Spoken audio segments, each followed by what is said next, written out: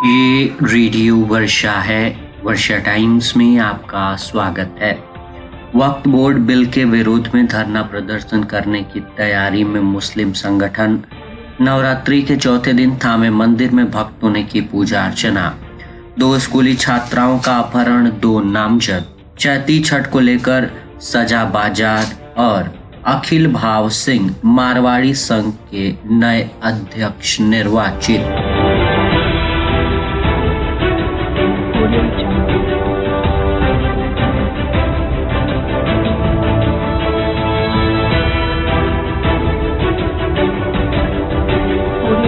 वर्षा times के साथ मैं नवनीत। अब वर्षा टाइम्स विस्तार से। AIMIM के प्रदेश सचिव और सारण के प्रभारी अनस सलाक ने वक्फ बोर्ड बिल के खिलाफ विरोध जताया है। उन्होंने कहा है कि केंद्र सरकार ने इस बिल को पेश कर दिया है, जबकि इससे पहले ही इस पर विरोध उठ चुका था। उनका मानना है कि ये बिल मुसलमानों के हित में नहीं है और इससे वक्फ संपत्तियों के नियंत्रण में हस्तक्षेप किया जाएगा। ये मुस्लिम समाज के लिए नुकसानदायक हो सकता है। अनस सलाम ने कहा है कि इस बिल के पेश होने के बाद लोगों में नाराजगी और गुस्सा बढ़ा है और इसे लेकर विरोध की लहर उठ रही है। उन्होंने उदाहरण के रूप में शाहीन बाग आंदोलन का जिक्र किया है, जिसमें CAA, NPR और NRC के खिलाफ पूरे देश में विरोध प्रदर्शन किए गए थे। उन्होंने ये भी कहा है कि वक्फ बोर्ड बिल के विरोध में अब मुस्लिम समुदाय एकजुट होगा और धरना प्रदर्शन करेगा। मुस्लिम संगठनों ने वक्फ बोर्ड बिल के खिलाफ संघर्ष की तैयारी कर ली है और AIMIM इसका समर्थन करेगी। अनस सलाम ने साफ किया है कि उनका संगठन इस मुद्दे पर पूरे देश में मुस्लिम समुदाय को जागरूक करने और विरोध में शामिल होने के लिए तैयार है। ऐतिहासिक दुर्गा मंदिर थामे में चैत्र नवरात्र के चौथे दिन बुधवार को श्रद्धालुओं ने पूजा अर्चना की। इस बीच महिला और पुरुष श्रद्धालुओं की लंबी कतारें लगी रहीं। श्रद्धालुओं ने दुर्गा मंदिर में मां के तीसरे रूप माता चंद्रघंटा की पूजा अर्चना कर जीवन सुखमय एवं मंगलमय तथा शांति की कामना की। मंदिर के प्रधान पुजारी संजय पांडे के द्वारा सुबह मां की आरती करने के बाद भक्तों की भीड़ बढ़ने लगी। मां के जयकारे से पूरा मंदिर परिसर गुंजयमान होता रहा। वहीं भीड़ को नियंत्रण करने में BDO अजय प्रकाश राय, CO कुमारी रूपम शर्मा, थानाध्यक्ष हरेराम कुमार के नेतृत्व में TOP प्रभारी सुनील कुमार यादव, पंकज कुमार एवं शैलेंद्र कुमार पप्पू सहित दंडाधिकारी एवं पुलिस पदाधिकारी के साथ महिला पुलिस एवं पुलिस के जवान तैनात रहे। वहीं दूसरी तरफ रायसू भक्त मंदिर और लछवार दुर्गा मंदिर में भी श्रद्धालुओं ने पूजा अर्चना की। वहां पर भी दंडाधिकारी और पुलिस पदाधिकारियों की प्रतिनियुक्ति की गई है। फुलवरिया संवाददाता त्रिलोकीनाथ दुबे के अनुसार क्षेत्र के विभिन्न गांवों से 2 स्कूली छात्राओं का अपहरण कर लिया गया है, जिसकी प्राथमिकी अपहृत स्कूली छात्राओं के परिजनों ने थाने में दर्ज कराई है। इसकी जानकारी देते हुए थानाध्यक्ष जय हिंद यादव ने बताया कि प्रथम घटना क्षेत्र के एक गांव में घटी, जहां भोरे थाने के एक गांव की स्कूली छात्रा क्षेत्र के एक गांव में अपनी मौसी के घर आई थी, जहां रविवार को बाइक सवार 2 अपहर्ता दरवाजे के समीप अचानक पहुंचे। साथ ही स्कूली छात्रा को जबरन अपनी बाइक पर बैठाकर ले गए। अपहृत छात्रा के संबंधी काफी खोजबीन किए, लेकिन उसका कहीं सुराग नहीं लगा। उक्त मामले में अपहृत छात्रा की मौसी ने थाने में अपहरण की प्राथमिकी दर्ज कराई है, जिसमें भोरे थाने के बिलरुआ गांव निवासी राजकुमार यादव व अमित कुमार यादव को आरोपी किया गया है।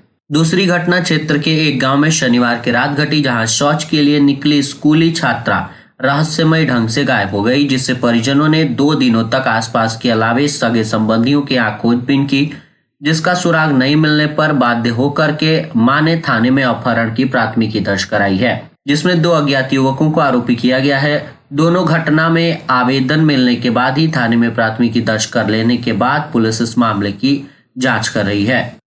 श्रीपुर थाने के जनता बाजार में मंगलवार की देर शाम बच्चों के विवाद को लेकर आयोजित पंचायत के दौरान 2 पक्षों में खूनी संघर्ष हो गया, जिसमें दोनों पक्षों के 3 लोग घायल हो गए। घटना की सूचना मिलते ही थानाध्यक्ष नेहा कुमारी के नेतृत्व में पहुंची पर्याप्त मात्रा में पुलिस ने हल्का बल प्रयोग करते हुए भीड़ को तितर बितर किया, साथ ही बृहद घटना होने से बचाया। वहीं सभी घायलों को इलाज के लिए स्थानीय सामुदायिक स्वास्थ्य केंद्र फुलवरिया में भर्ती कराया गया, जहां प्राथमिक उपचार के बाद डॉक्टरों ने बेहतर इलाज के लिए सदर अस्पताल गोपालगंज रेफर किया है। दोनों पक्ष के घायलों में लड्डू आलम, सोहराब व शेख कलामुद्दीन शामिल हैं, जिनका इलाज चल रहा है। इस संबंध में दोनों तरफ से अलग अलग प्राथमिकियां दर्ज कराई गई हैं।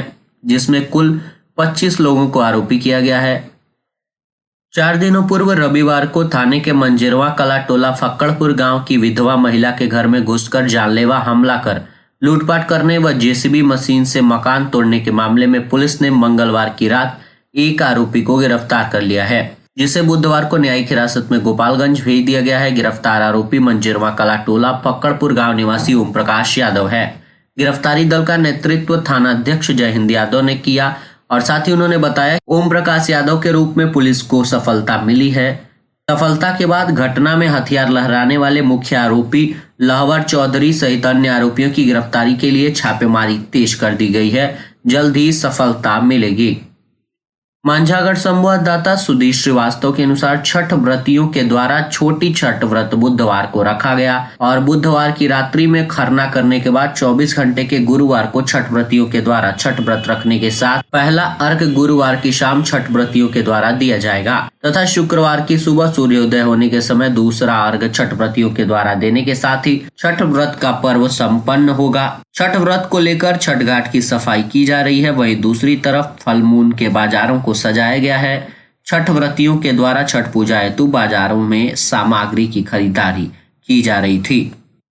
जिले के मारवाड़ी युवा मंच के चुनाव के बाद 1 अप्रैल को मारवाड़ी संघ के कार्यकारिणी चुनाव कराया गया, जिसमें 3 उम्मीदवारों में अखिल भाव सिंह अधिक मतों से विजयी होने के बाद उन्हें अध्यक्ष घोषित किया गया। वहीं बीते 23 मार्च को हुए मारवाड़ी संघ युवा मंच के चुनाव में अंकित अग्रवाल को अध्यक्ष व सचिव शानू शर्मा को चुना गया था। नई कार्यकारिणी गठित होने के साथ ही अध्यक्ष अंकित व शानू ने पूरे जिले के मारवाड़ी समाज को शहर के आशीर्वाद वाटिका में एकत्रित कर 1 अप्रैल को मारवाड़ी समाज के अध्यक्ष पद का निष्पक्ष चुनाव कराया। इस चुनाव के लिए उम्मीदवार विजय केडिया, बिंटू रुंगटा व अखिल भाव सिंह थे, जिसमें अखिल भाव सिंह सर्वाधिक मतों से विजयी रहे। समाज के वरिष्ठ बसंत लाल केडिया द्वारा नए अध्यक्ष को सम्मानित किया गया। इस दौरान मंच का संचालन सचिव शानू शर्मा ने करते हुए समाज को एकजुट रहकर पूरे गोपालगंज की समस्याओं का निवारण करने की अपील की। अध्यक्ष अंकित द्वारा सभी समाज के वरिष्ठ अभिभावकों एवं समाज को सदैव तत्परता के साथ आगे बढ़ाने का हौसला रखने वाले सभी भाई बंधुओं को अंग वस्त्र देकर के सम्मानित किया।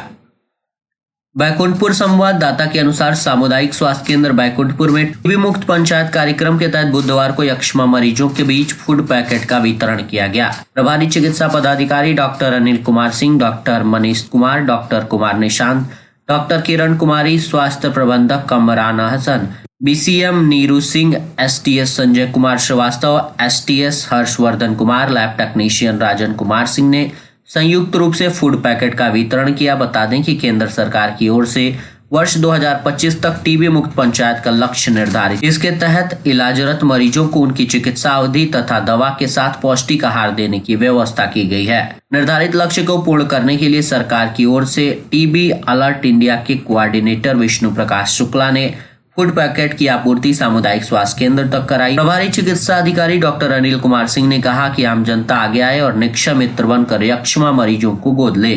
सरकार के इस कार्यक्रम को सफल बनाने में महत्वपूर्ण भूमिका निभाए ताकि यक्ष्मा की बीमारी से ग्रामीण इलाकों को मुक्त किया जा सके। और अंत में सुर्खियां एक बार फिर। वक्फ बोर्ड बिल के विरोध में धरना प्रदर्शन की तैयारी में मुस्लिम संगठन। नवरात्रि के चौथे दिन थामे मंदिर में भक्तों ने की पूजा अर्चना। 2 स्कूली छात्राओं का अपहरण, 2 नामजद।